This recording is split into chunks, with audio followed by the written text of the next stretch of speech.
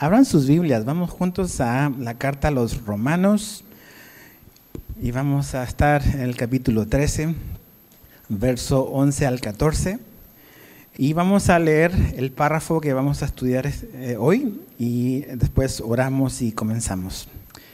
Romanos capítulo 13, verso 11 en adelante. Dice: y hagan todo esto conociendo el tiempo, que ya es hora de despertarse del sueño, porque ahora la salvación está más cerca de nosotros que cuando creímos. La noche está muy avanzada y el día está cerca. Por tanto, desechemos las obras de las tinieblas y vistámonos con las armas de la luz. Andemos decentemente como de día, no en orgías y borracheras, no en promiscuidad sexual y lujurias, no en pleitos y envidias. Antes bien, vístanse del Señor Jesucristo y no piensen en proveer para las lujurias de la carne. Entonces, Padre, enséñanos tú por medio de tu palabra, enséñanos tú por medio de tu Espíritu, para poder comprender las verdades que aquí se nos revelan y para que, Señor, podamos vivir conforme a tu voluntad, Señor.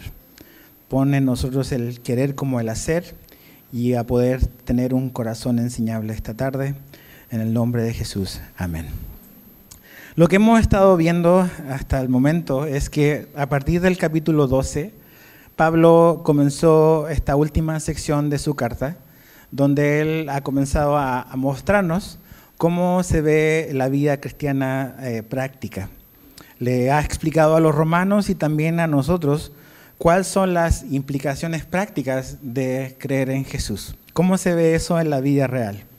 Entonces, hay 5 cosas que creo que encapsulan un poco de lo que hemos visto hasta el momento. Lo primero que Pablo nos decía a partir del capítulo 2 es que esta vida de fe en Jesús se ve sirviéndonos y edificándonos mutuamente con humildad como miembros de la iglesia. Lo primero que él hablaba era de eso. Cómo interactuamos unos con otros como la iglesia de Cristo. Es servicio, es edificación y es en humildad. Lo segundo que veíamos es que Pablo nos llamaba a cultivar un amor mutuo que sea genuino, pero que también sea activo, o sea, demostrarlo concretamente. Tercero, también vimos que la verdadera fe en Jesús se demuestra en bendecir a los que nos persiguen, y dejar lugar a la justicia de Dios, ¿no? Número 4, también la verdadera fe en Jesús se demuestra en someternos a las autoridades dentro de los límites que Dios ha establecido. Y finalmente también la verdadera fe en Jesús se demuestra en prácticamente o de maneras prácticas dar y entregar amor a quien lo necesite, de maneras prácticas y concretas. Pero ahora Pablo va a darnos como 3 exhortaciones y nos va a dar una razón para prestar atención a esas exhortaciones. Y lo primero que vemos, lo encontramos ahí, y la razón por la cual debemos de prestar atención a las exhortaciones que Pablo da, que son 3, es la razón. ¿Por qué debemos de hacer lo que Pablo nos dice acá? La Biblia siempre nos da razones para lo que nos pide Dios. Entonces, si te fijas otra vez en el verso 11, Pablo dice: y hagan todo esto. ¿Qué es todo esto? Todo lo anterior, lo que él ha dicho desde el capítulo 12 en adelante, estas 5 cosas que te acabo de mencionar. Dice: y hagan todo esto, dice, conociendo el tiempo, que ya es hora de despertarse del sueño. Y después habla de que la salvación está más cerca de nosotros que cuando creímos.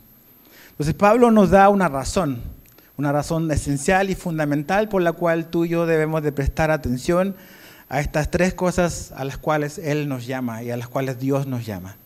Y la razón por la cual debemos de prestar atención es porque la salvación o nuestra salvación está más cerca que cuando creímos. Imagínate, Pablo le está diciendo esto a nuestros hermanos en la fe de hace casi 2000 años. Si ellos estaban, o el día de su salvación estaba más cerca, ¿cuánto más cerca estará la nuestra? Ahora, cuando leemos a lo mejor este versículo, el versículo 11, puede saltar la pregunta o la duda de, bueno, ¿por qué Pablo está diciendo que nuestra salvación es algo que todavía no ocurre? Entonces, no que ya somos salvos, porque Pablo está hablando como algo que va a suceder en el futuro. Y es muy importante entender esto, porque cuando pensamos generalmente en la salvación, tú y yo pensamos únicamente en la salvación como casi como un boleto al cielo, que es todo lo que significa. O sea, no voy a ir al infierno, me voy a ir al cielo, y eso es todo lo que la salvación implica, y no lo es todo. Cuando vemos la Biblia y cuando entendemos la salvación bíblicamente, nos damos cuenta que la salvación que Dios da y la salvación que Dios ofrece implica múltiples aspectos, muchas cosas implica. Y quiero como que explicar nada más 3 de ellas que son importantes para entender esto. Es la justificación, la santificación y la glorificación, porque nos va a ayudar a entender qué está diciendo Pablo acá. Entonces, cuando hablamos de justificación, estamos hablando de cómo un cristiano se relaciona con su pasado. Es algo con el pasado.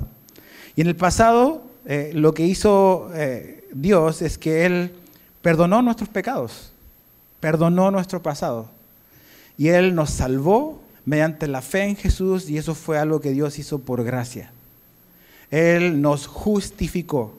Y eso quiere decir de que Dios nos declaró justos a ti y a mí por simplemente haber creído en Jesucristo. Él nos declaró como justos. Si pudiésemos como resumir este concepto en una frase sería: hemos sido salvados. O sea, es una realidad, pero que tiene que ver con cómo Dios resolvió nuestro pasado.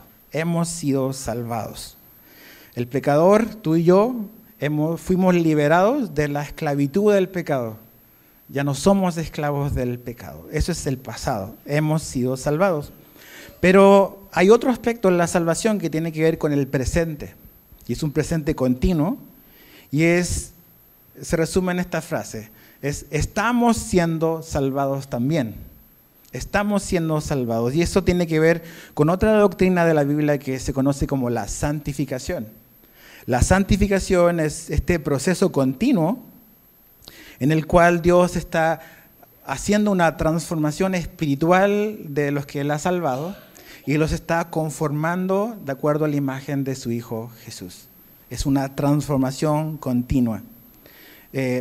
Esto tiene que ver con que Dios nos está liberando del poder del pecado. Ya no somos esclavos del pecado, pero el pecado sigue estando presente en nuestra vida.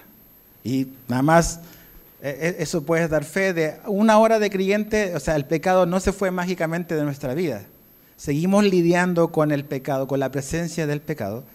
Y la santificación es ese proceso donde Dios cada día nos va liberando de ese poder en nuestra vida.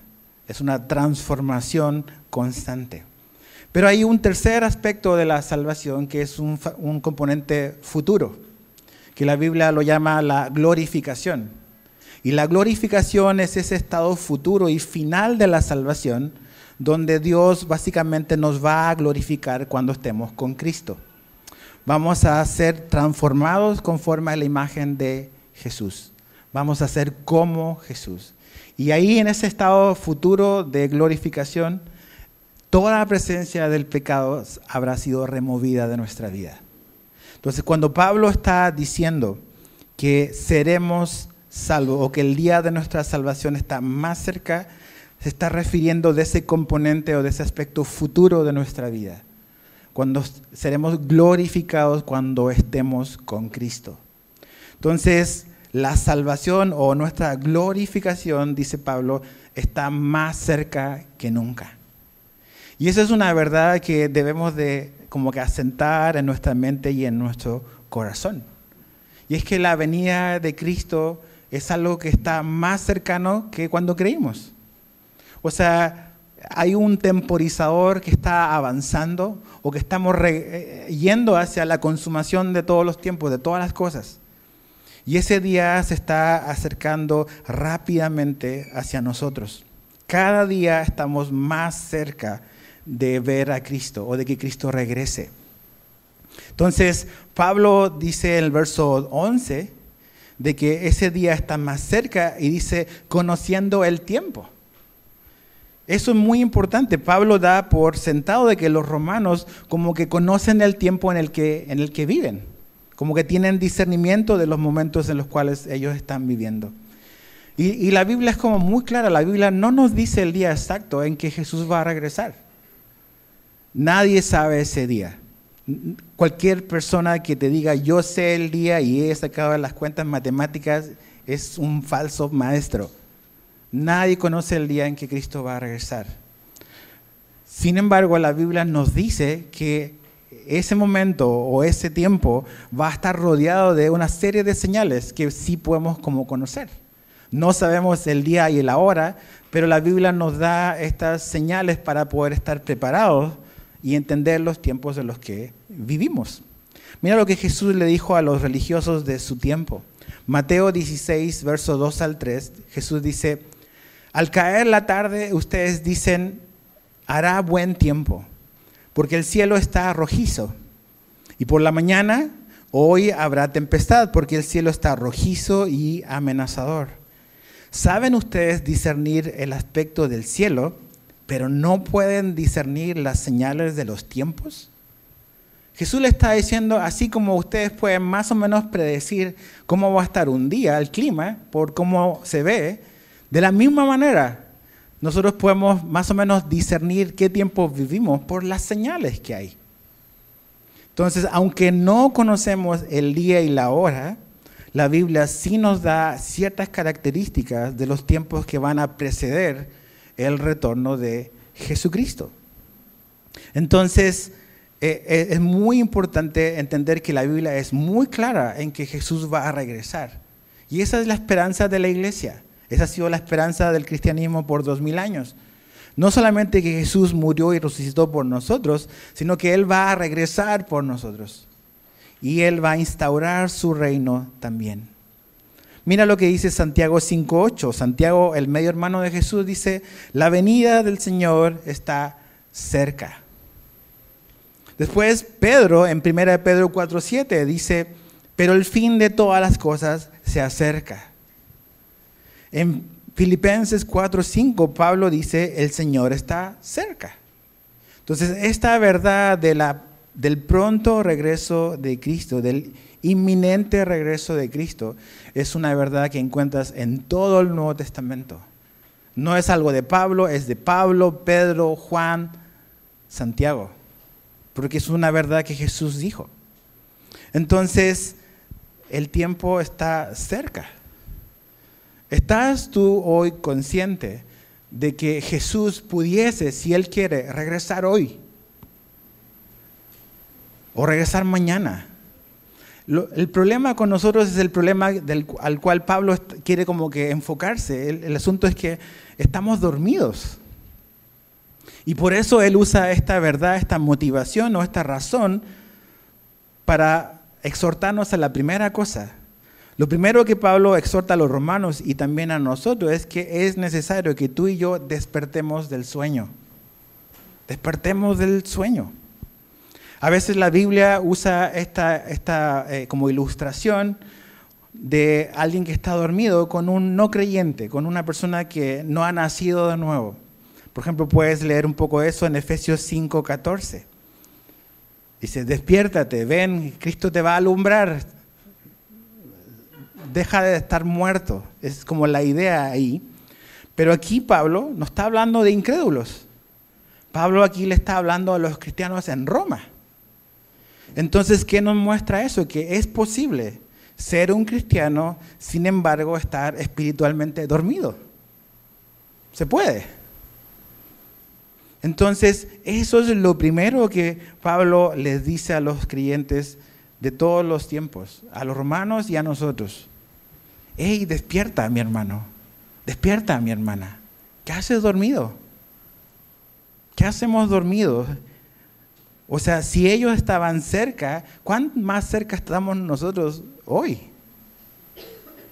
Entonces, esta palabra sueño me llamó la atención porque es la palabra griega hipnos, donde viene hipnosis, hipnotizar, tiene que ver con estar en un estado de sueño.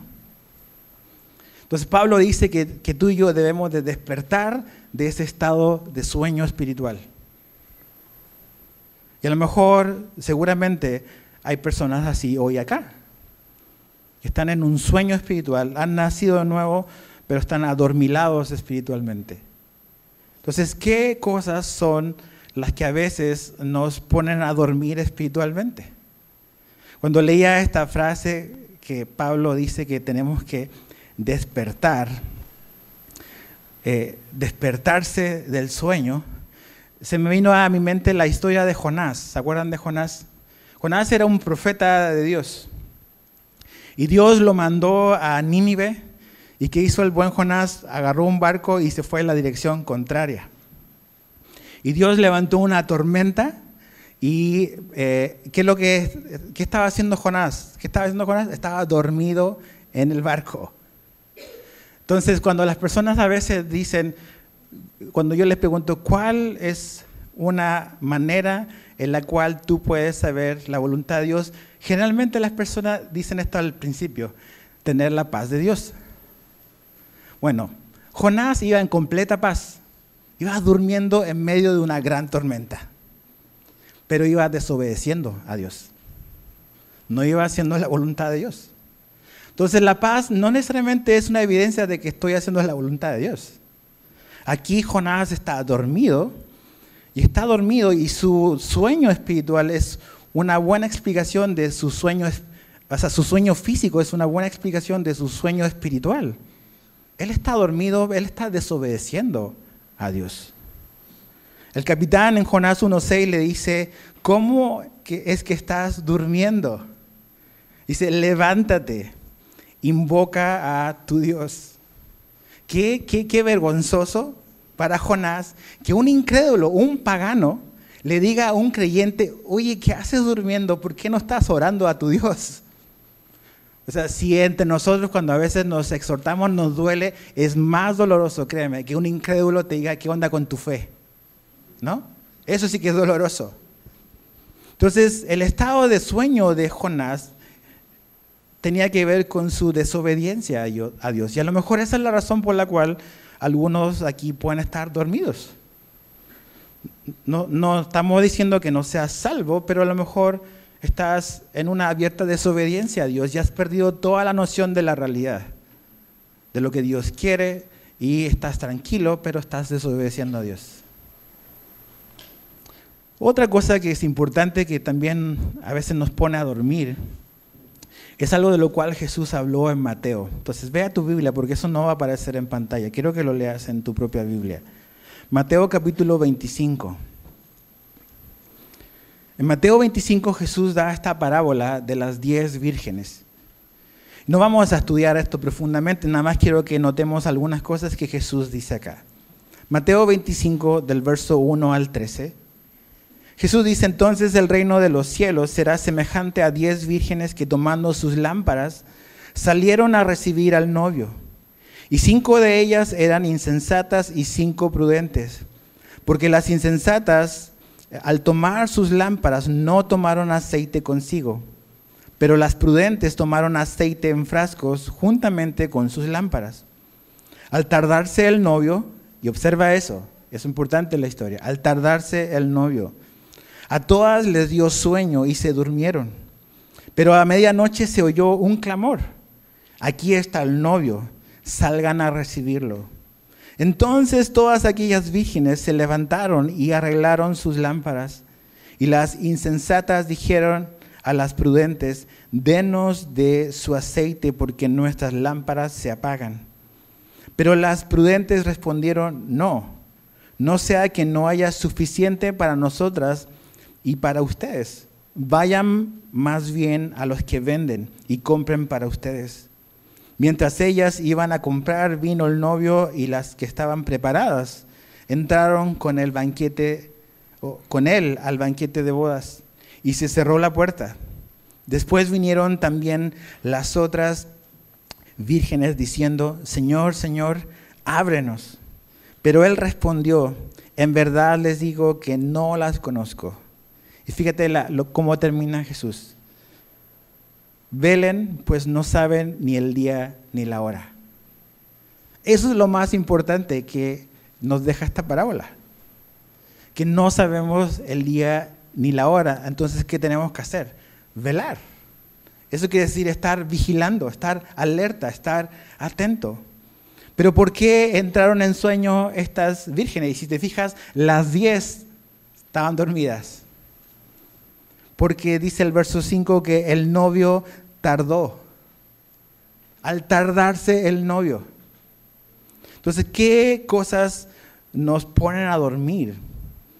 Esta falta de interés, esta indiferencia a la idea y a la verdad de que Cristo va a regresar pronto. O sea, finalmente, si tú y yo de verdad estamos esperando la venida de Jesús y estamos conscientes de que Jesús pudiese venir en nuestra generación y en nuestro tiempo, yo creo que estaríamos viviendo de una manera distinta.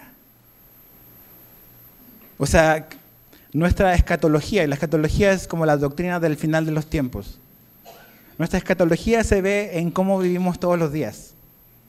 Si tú de verdad crees que Jesús viene pronto, o pudiese venir hoy, pudiese venir muy, muy pronto, eso se vería en las decisiones que yo tomo o que tú tomas.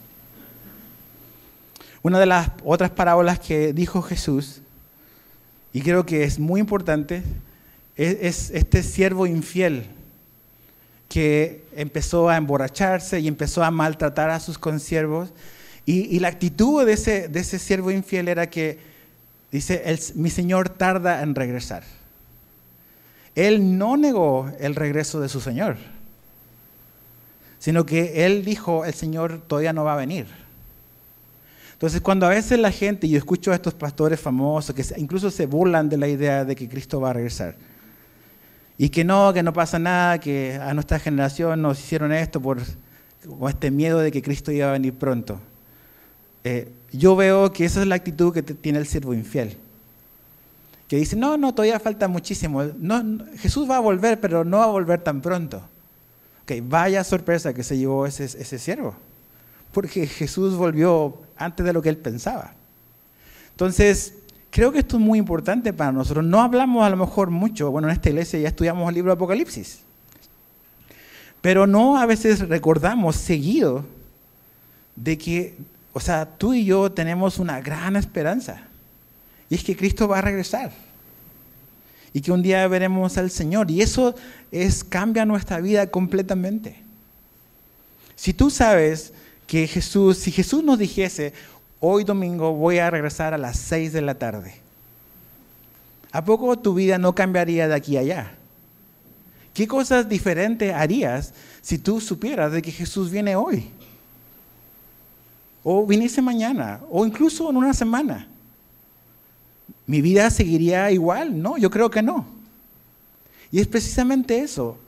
Vivir no con el miedo de que Cristo puede venir en cualquier momento. Me acuerdo cuando yo era niño, había esta película Dejados Atrás, y había hasta una canción hasta media tétrica, que era mi pesadilla cuando era niño. Has sido dejado atrás. Y era una pesadilla, ¿no? Los que son de mi edad se acordarán. Los más jóvenes les hace falta más box. Pero era eso, ay, me voy a quedar y todo. Yo entiendo ese factor de temor, pero finalmente esta verdad del regreso de Jesús debiese de hacernos despertar, no de vivir con temor, sino de despertar de nuestro sueño. Si Jesús viene hoy, yo quiero que Jesús me encuentre haciendo lo que Él me dejó hacer, no estar durmiendo espiritualmente. Entonces, basado en eso, tengo que despertar. Tengo que despertar del sueño. No puedo estar como las vírgenes. Necesito estar lleno del Espíritu Santo, que el aceite representa eso. Es un simbolismo siempre en la Biblia del Espíritu Santo. Obviamente tengo que ser un creyente. Tengo que nacer de nuevo. Tengo que estar lleno de su Espíritu para poder estar alerta y no dejarme enredar por las cosas cotidianas que me distraen de esta gran verdad. Ahora, la segunda exhortación es que necesitamos desechar las tinieblas. Fíjate la segunda parte o la última parte del verso 12. Por tanto, o sea, eso quiere decir de que porque el día de nuestra salvación está cerca, hay cosas que tú y yo debemos de hacer. Por tanto, desechemos las obras de las tinieblas y vistámonos con las armas de la luz. Andemos, dice. Entonces, Nuevamente, Pablo le está hablando a creyentes, no le está hablando a los paganos de Roma. Le está hablando a la iglesia en Roma. Entonces, este es el proceso de lo que yo decía hace un rato, la santificación. O sea, estamos siendo salvados. Dios nos está transformando y en este proceso Él nos está liberando del poder del pecado en nuestra vida.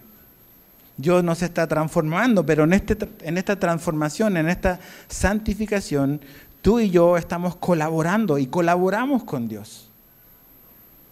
No es 50 y 50, no podemos, la Biblia no nos da un porcentaje. Pero sí nos dice que la santificación es algo que Dios hace, pero Dios lo hace a través de nosotros, no nosotros resistiéndonos. Colaboramos en una amorosa obediencia a Dios. Y esta santificación, esta transformación de tu vida, de mi vida como creyente, implica algo que es desechar. Desechar. La palabra quiere decir arrojar, quitar, tiene esta idea de renunciar. Es como esta palabra que yo le decía a los a la reunión de las 10, que cuando tú estabas en la escuela y era tu último día de clases, llegabas a tu casa y tirabas lo más lejos tus cuadernos, tu uniforme, no los querías ver en todas las vacaciones. No nada más lo doblabas y lo dejabas todos ordenaditos, no, los tiras lejos de la presencia de tus ojos. Esa es la idea de esta palabra, es tirar, es arrojar de nuestra vida, sacarlo completamente, no volverlo a ver. Y esto es parte de la vida cristiana. A veces pensamos que Dios es el que va a hacer toda nuestra vida.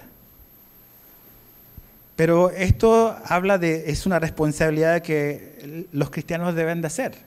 Tú y yo somos llamados a desechar ciertas cosas. Hebreos 12:1, despojémonos también de todo peso y del pecado. ¿Quién tiene que hacer eso? Tú y yo. Tú y yo tenemos que despojarnos de todo peso innecesario y de todo pecado que nos asedia. Colosenses 3:8-9. Pero ahora desechen también todo esto, ira, enojo, malicia, insultos, lenguaje ofensivo de su boca. Dejen de mentirse los unos a los otros, puesto que han desechado al viejo hombre con sus malos hábitos. Entonces, evidentemente, esta actitud o este desechar es una decisión que tú y yo debemos de tomar. Nuestra actitud frente al pecado, tu actitud frente al pecado, no debe ser una actitud pasiva, sino que debe ser activa. Estamos en una guerra contra el pecado en nosotros. Por eso Pablo dice acá que nos vistamos con las armas de la luz. Eso quiere decir que aquí hay un conflicto, hay una guerra. Y esto es muy importante porque el pecado no quiere tu bien. Mi carne no quiere mi bien, quiere destruir mi vida.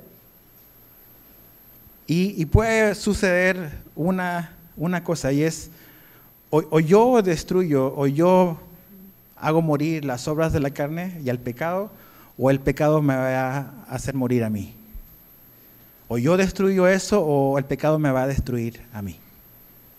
Entonces, en esto no somos pasivos, estamos en una guerra espiritual en contra del pecado que aún está presente en nuestra vida.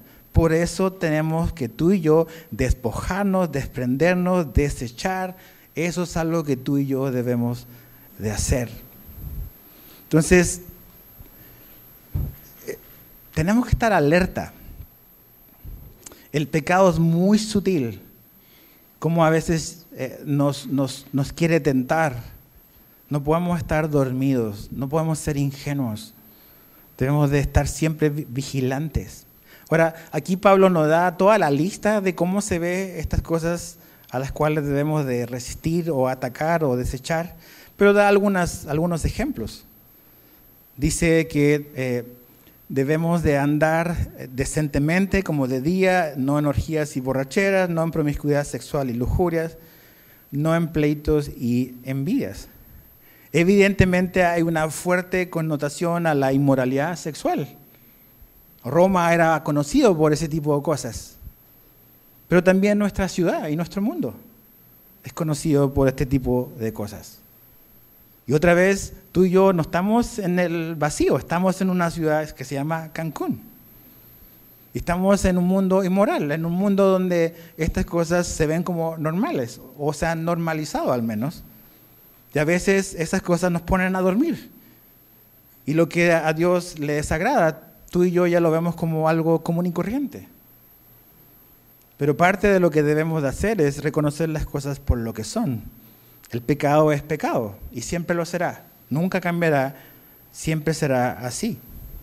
Entonces, piensa en esto. O sea, Dios está súper interesado en este aspecto de nuestra vida, de pureza en el área sexual. Seas soltero o estés casado. Es una manera en la que glorificamos a Dios y es una manera en la cual somos vulnerables. Vivimos en una cultura que esto es pan de todos los días.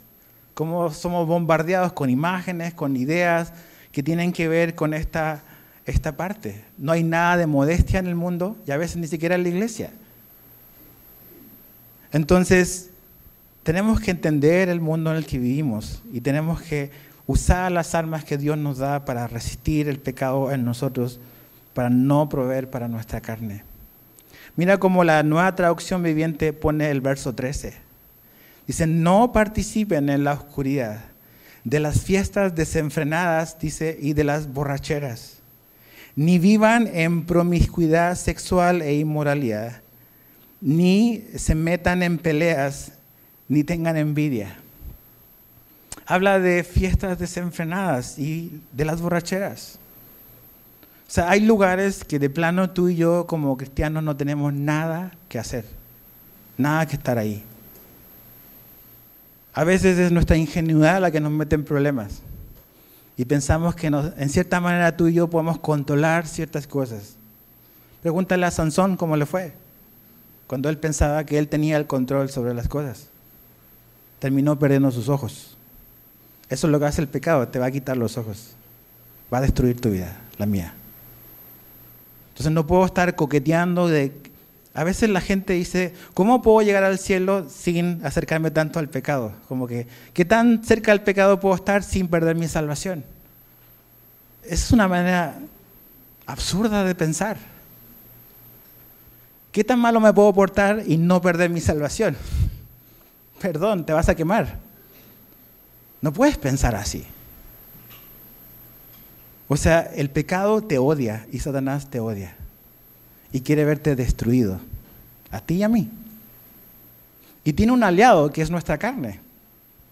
Tenemos un traidor dentro de nosotros.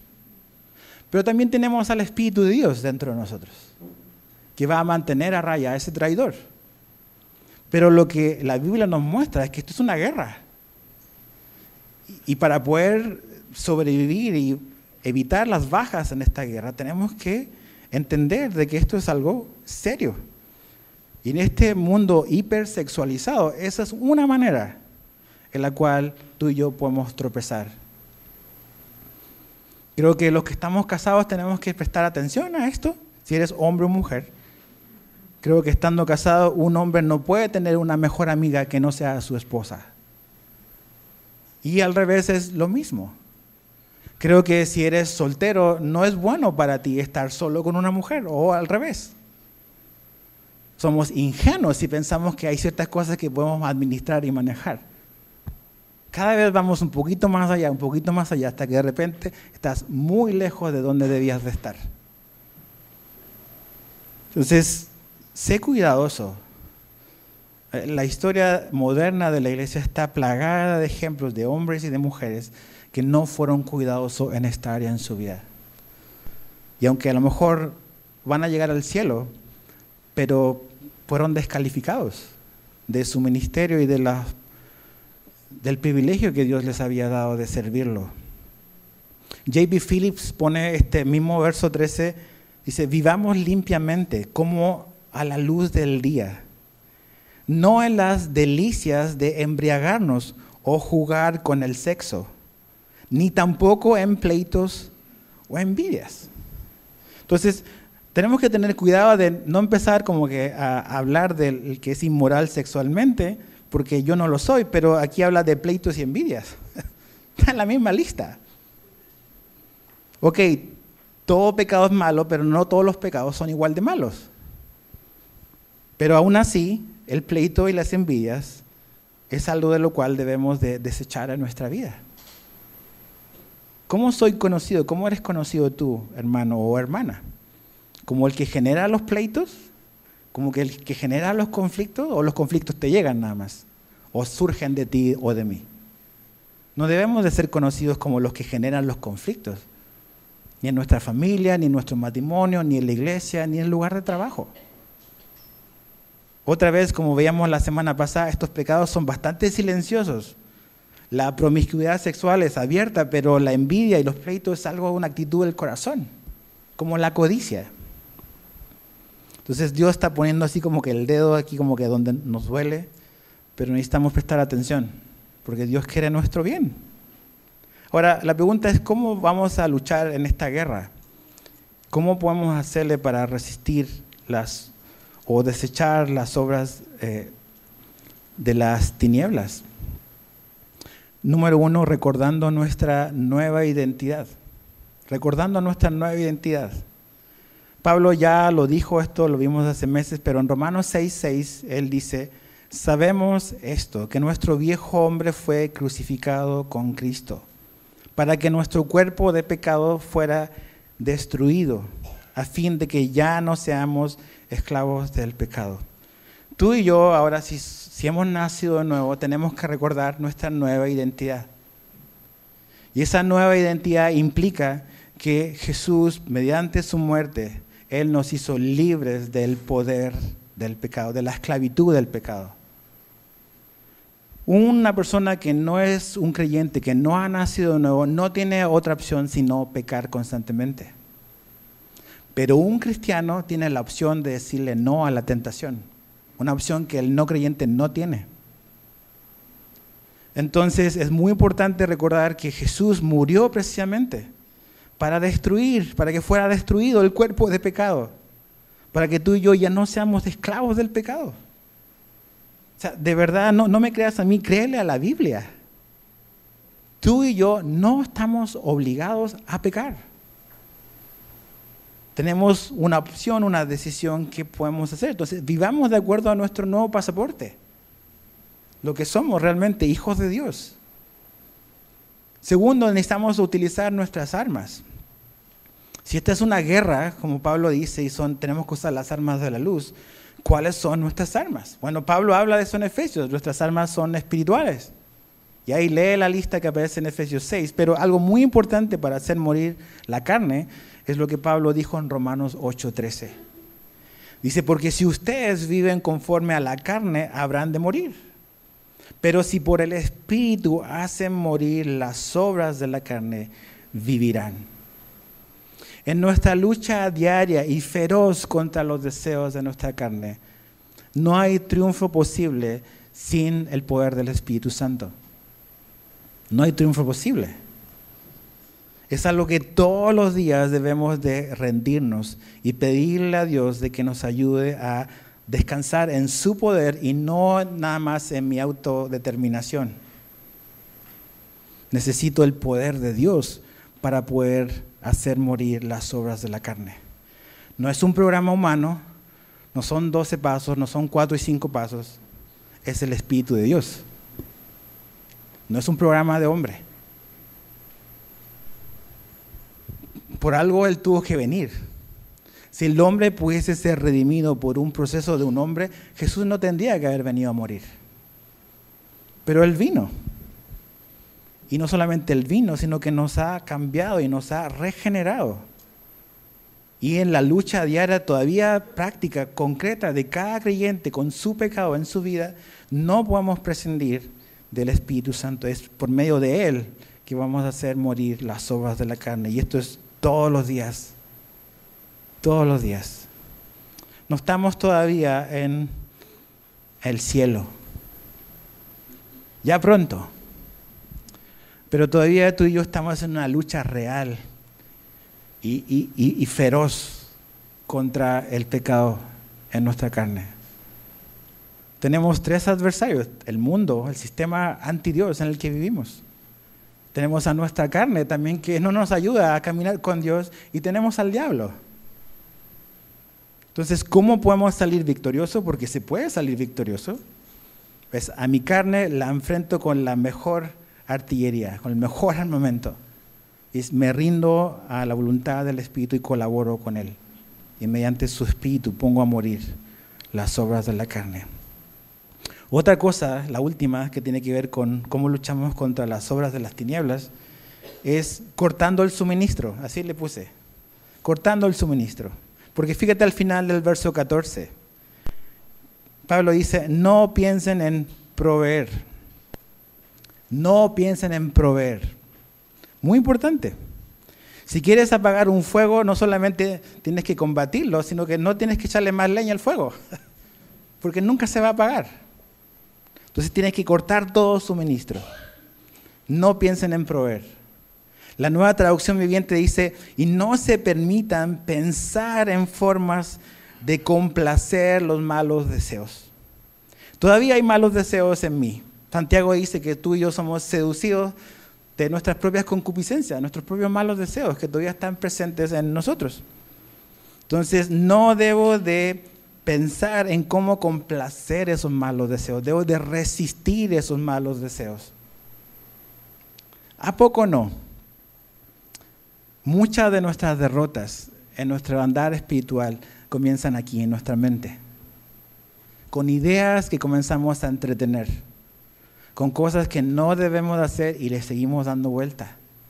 Un tropezón feo en la vida de una persona no es un evento de un momento, es un camino que se pavimentó con tiempo.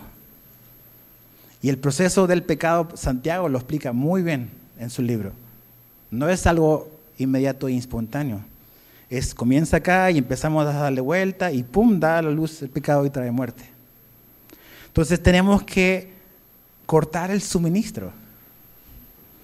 Si yo estoy luchando con X pecado en mi vida, yo debo de cortar todo suministro para eso.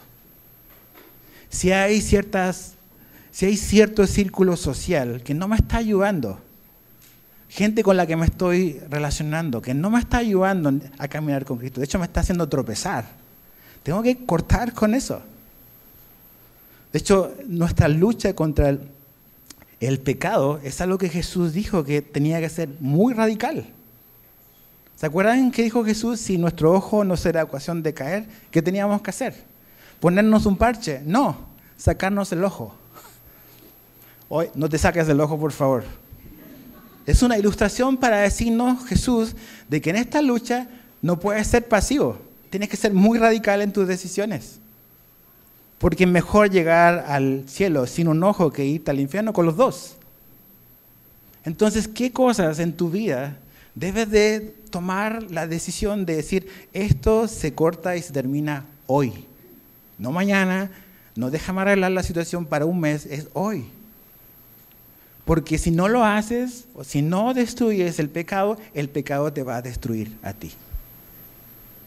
No es pasivo, no es buena onda. Es un enemigo feroz. Entonces cortamos el suministro, nos alejamos de las cosas, quitamos provisión para nuestros pensamientos, cosas que nos van a simplemente van a alimentar eso que no me va a ayudar. Y finalmente lo último, la primera parte del verso 14 es, debemos de vestirnos del Señor Jesucristo. No nada más es lo negativo, luchamos, sino que hay algo positivo. Nos vestimos de Cristo. Ahora, ¿qué significa vestirse de Cristo? No vayas ahí, nada más te quiero comentar lo que dice Colosenses 3, 9 al 10. Ahí Pablo habla de que nos hemos desechado el viejo hombre y que en cambio nos hemos revestido de un nuevo hombre. Y ese nuevo hombre se ve de cierta manera, dice. Tiene que ver con mansedumbre, humildad, bondad, paciencia. Siempre el nuevo hombre tiene que ver con acciones y actitudes. En Efesios 4:24, Pablo otra vez habla de esta realidad de que nos vestimos de un nuevo hombre. Y ese nuevo hombre, dice Pablo, que es en semejanza de Dios. En Gálatas 3:27, Pablo dice que nos hemos revestido de Cristo. O sea, eso ya ha ocurrido. Entonces, ¿qué significa vestirse o revestirse, como dice la Reina Valera, del Señor significa que por medio del Espíritu Santo, tú y yo debemos decidir, debemos elegir por Cristo sus actitudes, sus pensamientos, sus acciones. Pablo dice en Filipenses 2 de que en nosotros debe de haber el mismo sentir que hubo en Cristo Jesús. Entonces, el revestirse del Señor, que es este nuevo hombre, implica eso. Mis emociones, mis pensamientos, mis acciones deben de ajustarse a las de Cristo. Y en eso yo y tú colaboramos con Dios. Dios me está cambiando, pero yo obedezco y colaboro en esa dirección. Jesús dijo en Lucas 6:46, ¿por qué me llaman Señor, Señor y no hacen lo que yo digo? Es evidente que si Jesús es mi Señor, mi deseo debe ser hacer lo que Él me pide que haga. Entonces, si no, ¿por qué le digo Señor? Dice, todo el que viene a mí y oye mis palabras y las pone en práctica, les mostraré a quién es semejante. Filipenses 2:12-13 dice, así que amados míos, tal como siempre han obedecido, no solo en mi presencia, sino ahora mucho más en mi ausencia, ocúpense en su salvación con temor y temblor.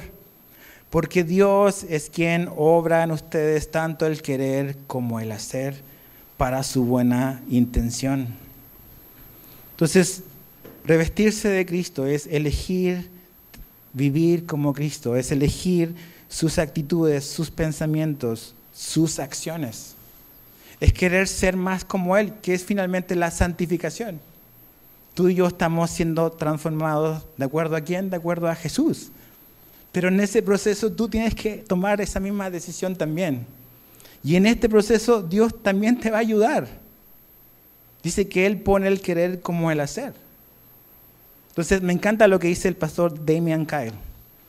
Él dice, cada uno de nosotros estamos viviendo la vida cristiana que hemos elegido vivir. O sea, mi condición espiritual, tu condición espiritual, esa es tu decisión. Porque Dios nos ha dado absolutamente todo. Y si yo estoy como estoy, no es porque Dios no quiere quiere que esté así. Si mi condición espiritual no es buena, no es porque Dios quiere que esa sea mi realidad. Es porque yo he decidido eso. Pero yo puedo decidir algo mejor. Puedo decidir comenzar a pensar como Cristo pensaba. A que la verdad Dios transforme mi mente, transforme mis emociones y cambie mi dirección, mis acciones. Tú y yo colaboramos con Dios en eso. Entonces, ¿es tu vida un reflejo de lo que Cristo siente, de lo que Cristo piensa y de lo que Cristo hace? ¿Es tu vida, es mi vida un reflejo de eso? Yo sé que nadie es un fiel reflejo de quién es Cristo, pero ese es el propósito de Dios para nuestra vida. Y no es algo que nos sentimos orgullosos. Un espejo no se puede sentir orgulloso de la imagen que refleja. Simplemente está para reflejarlo. Entonces tu vida y mi vida es un reflejo y debe ser un reflejo de lo que Jesús piensa, siente y hace. Tenemos que revestirnos de Él. Y si te fijas en la imagen que Pablo ha estado diciéndonos, tiene que ver con algo que hacemos tú y yo todos los días. Todos los días nos levantamos, todos los días nos desprendemos de algo, del pijama, y todos los días nos vestimos de ropa para hacer algo. Entonces, este proceso de levantarte y despertar, este proceso de dejar de hacer cosas y de comenzar a hacer otras, es algo que tú y yo somos llamados a hacerlo todos los días. La lucha con el pecado, mis hermanos, es de todos los días. El resistir, el desechar y el revestirnos es de todos los días. No estamos de vacaciones todavía espiritualmente. ¿Cuánto querría eso? Pero todavía no estamos ahí. Entonces podemos vivir una vida como Dios quiere, porque nos ha dejado su palabra, nos ha dejado su espíritu, nos ha mostrado su verdad. Entonces Jesús viene pronto. Que eso sea lo que nos motive, porque esa es la motivación que Pablo nos está dando. Jesús viene muy, muy pronto. Y quiero terminar leyéndote Apocalipsis 22. Solamente los versos finales. Algo que cantamos antes de la enseñanza. El verso 17 de Apocalipsis 22 dice, el espíritu y la esposa dicen, ven. Y el que oye, diga, ven. Y el que tiene sed, venga. Y el que desee, que tome gratuitamente del agua de la vida. Después el verso 20 dice, el que testifica de estas cosas dice, sí, vengo pronto. Eso es lo que Jesús dice.